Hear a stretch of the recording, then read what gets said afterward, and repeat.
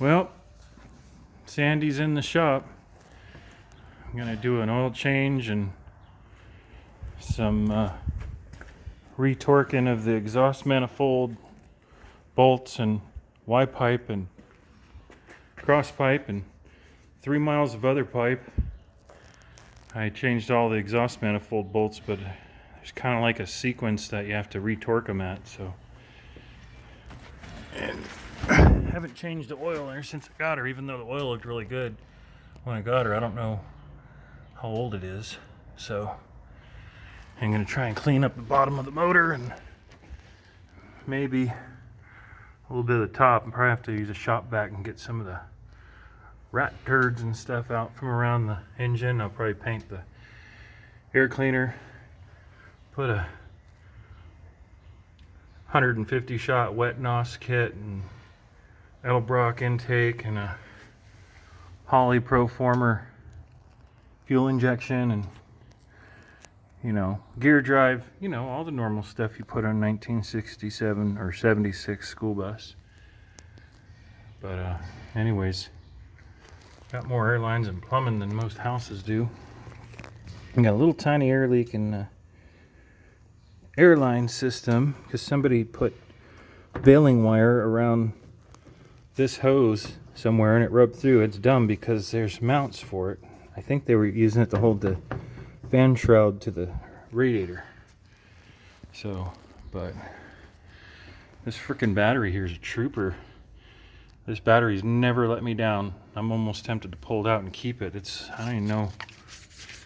Never even seen one of these, a full river battery. I wonder how many amps.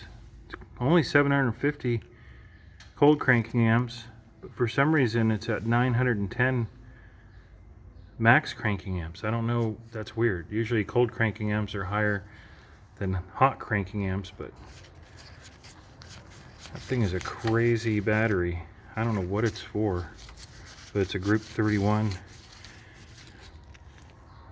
Oh, it's a DC Comics series. That's why. It's not even real. It's not even the right battery to go in here. It's weird. The size battery that should go in here doesn't seem big enough to turn this motor over, but I think I'm gonna keep that battery and put a regular battery in it because it starts up fine. This battery is probably gonna get shoehorned into my Mad Max car. So, but anyways, gonna do start some scheduled maintenance. Who knows? I got somebody from LA who's been messaging me who has to take public transportation to come out here to San Jacinto to drive this bus back to LA. And they asked me if it would make it. I go, I know it'll make it. I'd drive this thing cross country. I just wouldn't want to pay for the gas. Luckily for them, it's got a full tank of fuel. I think it's a 100-gallon tank.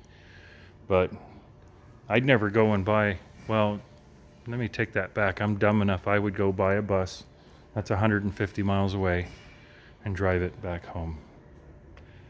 So we'll see, but I don't want it on my conscience if this oil isn't up to snuff and the exhaust is going to be leaking. So I'm going to go through it and do it to it. So say hi, Sandy.